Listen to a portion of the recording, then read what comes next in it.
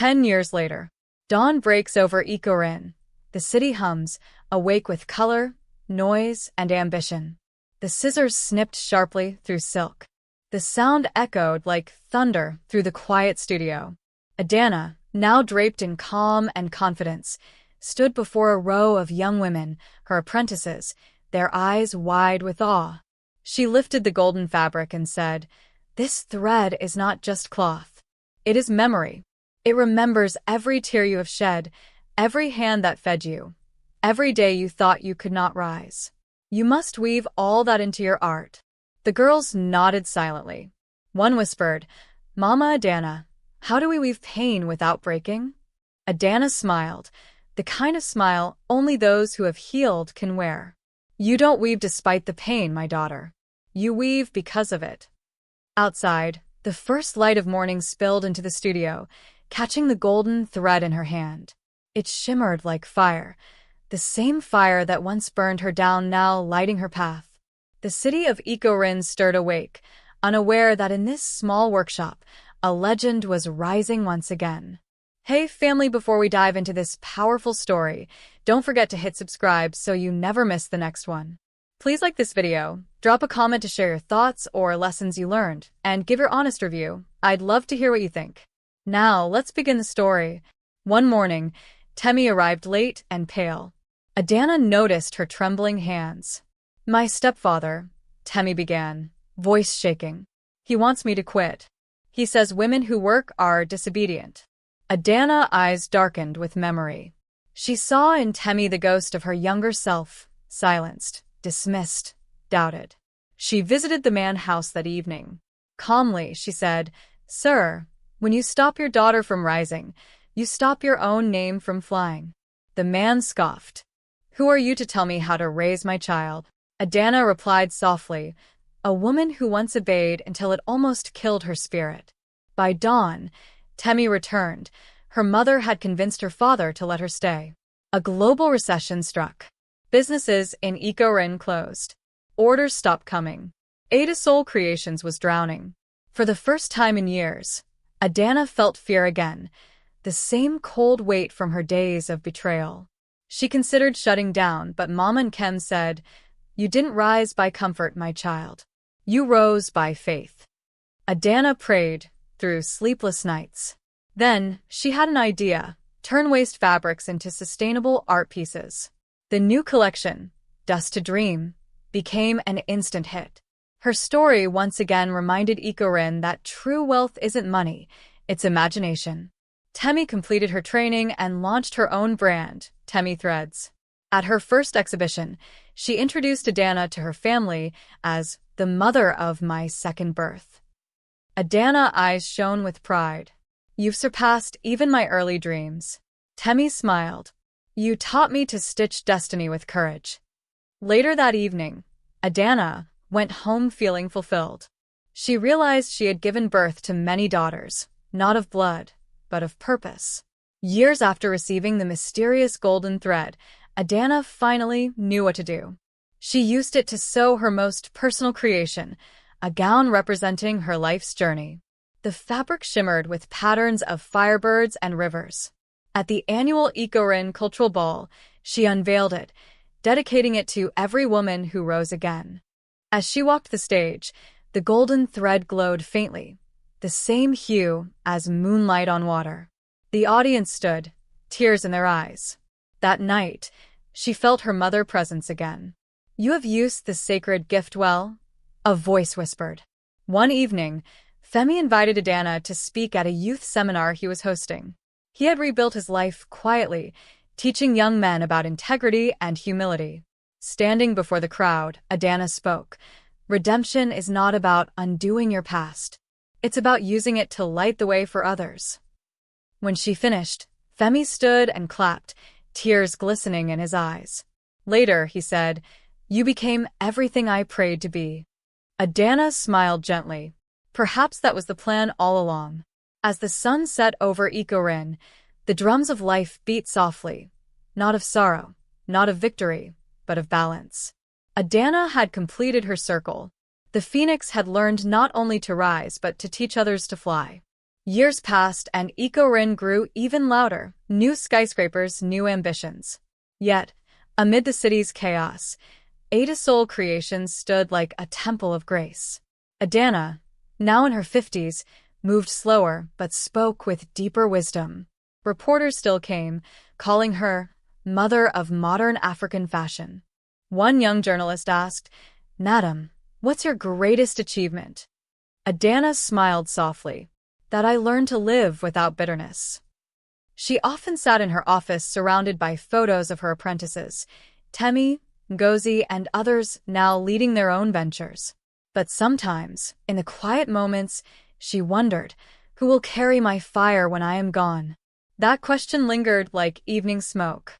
She knew a new chapter of her purpose was calling, to teach not just skills but philosophy. Adanna called her former apprentices together for a retreat at her mother-old village. They sat beneath a great baobab tree, its roots like ancient arms. "My daughters," Adanna began, "I called you here to plant a new tree, one that will bear fruits long after I am gone." She shared her dream of the Ada Soul Academy, a center for cultural innovation and female leadership. Each woman would lead a department, Temi for design, Ngozi for mentorship, and others for finance, arts, and crafts. They listened inspired, some in tears. Temi said, "Mama Ada, your vision will not die. We'll guard it like a sacred flame." Adanna smiled. "Good. For when I am dust, I want my story to whisper through your work." One night, Adanna walked along the shores of Tarkwa Bay, feeling the wind brush her face. The sea whispered like an old friend. She closed her eyes and heard a voice, her mother, clear as dawn. "You have done well, my daughter. But the wind still carries one last lesson." "What is that, Mama?" Adanna asked in her heart. "The same way you forgave others, you must forgive yourself." Tears welled in her eyes. She realized she had forgiven Femi, but never herself, for staying too long in pain, for losing years to sorrow. She knelt, let the waves wash over her hands, and whispered, "I forgive me." The wind stilled, as if the universe exhaled. Femi returned to Ikorin after years abroad.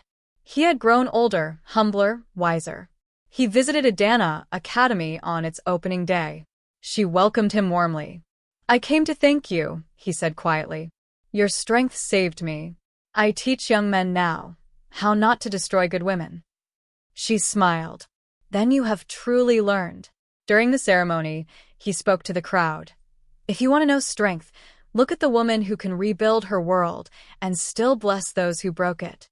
That day, Ikorin streets echoed with applause, not for power, not for wealth, but for healing. As the academy thrived, Adanna began feeling faint spells. Doctors called it exhaustion. But Mom Kem, now frail yet sharp, said, "The body tires, but the spirit never does. Rest, my child." Adanna smiled. "How do you rest when there's still so much to do?" At night, she sat sewing small charms of fabric for her students, each one inscribed with a proverb. "Let these remind them," she said, "that purpose is a shield." Her fingers trembled, but her spirit burned brighter than ever. One night, Adanna dreamt of the golden thread again. It shimmered in the dark, stretching into the sky. From its end came her mother's voice. "It is almost time, my daughter. You have sewn enough. Now rest in the fabric of eternity." She woke up weeping softly, not from fear, but from peace. In the morning, she gathered her apprentices and said, "If I travel tomorrow, don't mourn. Continue the work. Keep the light alive." They protested, but she only smiled. The river never truly leaves. It only changes course. Adanna spent her final days creating one last masterpiece, a tapestry woven with every color she had ever loved, the red of courage, the blue of calm, the white of peace, and the gold of purpose. In its center, she embroidered a single word in Yoruba, Iridi, hope. She told Temi, "Hang this in the Academy's hall. Let every girl who walks in know that hope is our inheritance." When the tapestry was complete, she looked at it for a long time, smiling.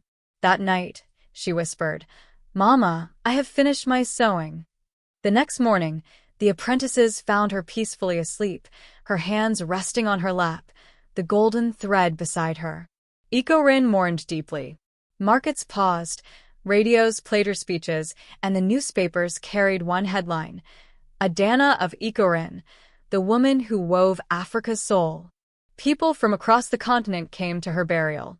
Mama Nkem, with tears and pride, said, "She was not just my daughter, she was the daughter of every woman who refused to break." Months after her passing, the Adisol Academy held its first graduation.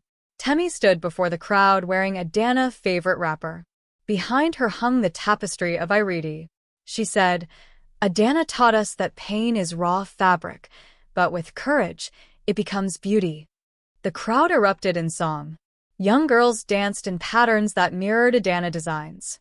And as the drums beat, a sudden gust of wind swept through the hall, fluttering the tapestry as if unseen hands applauded. Ngozi whispered, "She is here."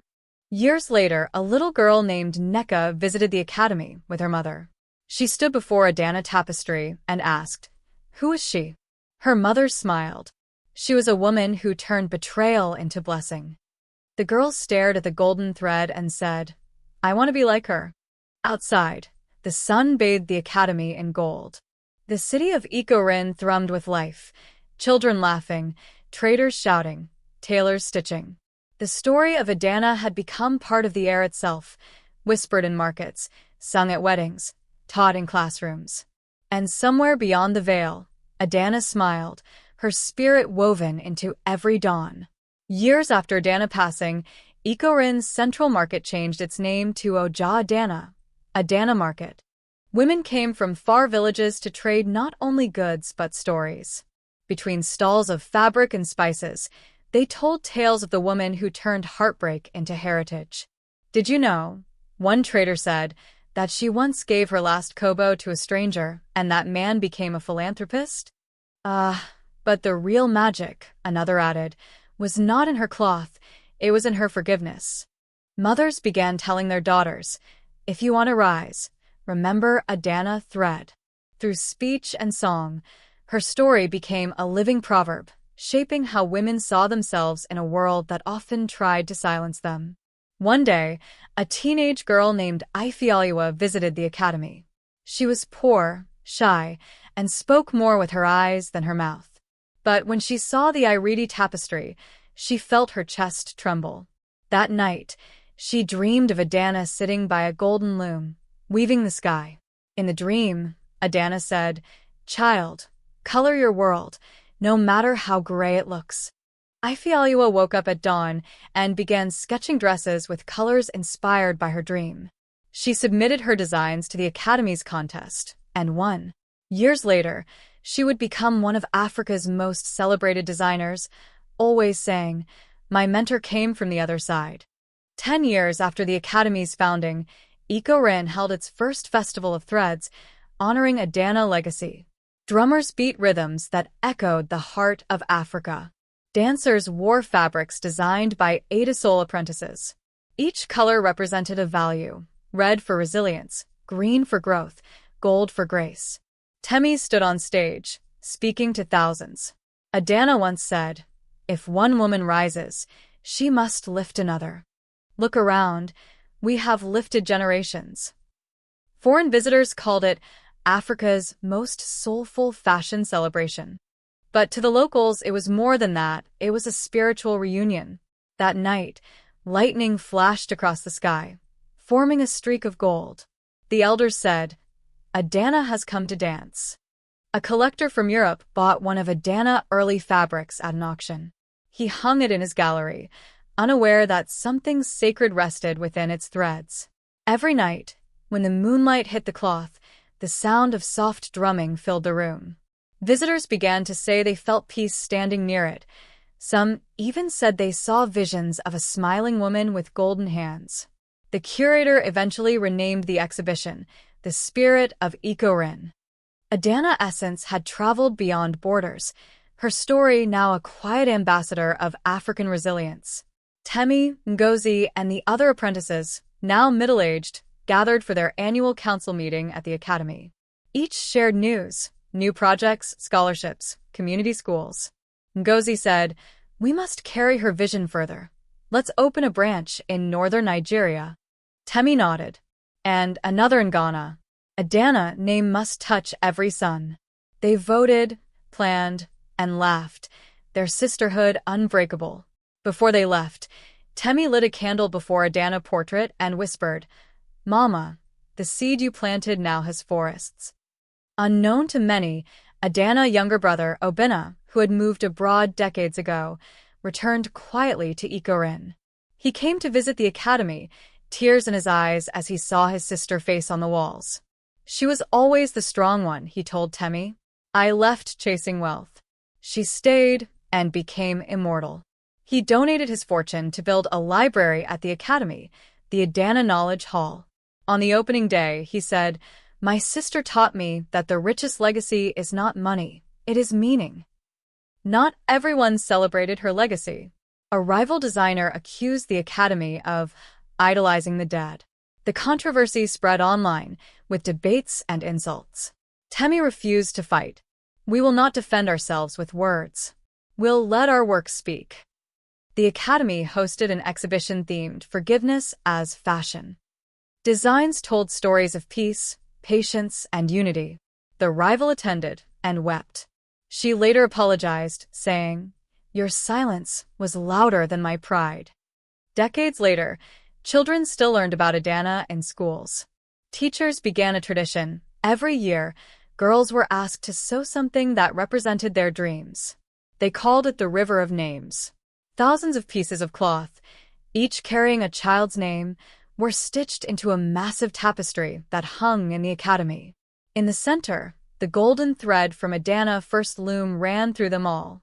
And when the wind blew across the fabric, it made a soft, rhythmic hum, like Adanna laughter. During the academy's 50th anniversary, elders gathered, drummers chanted, and griots told the story of Adanna, how betrayal could birth brilliance and sorrow could seed purpose.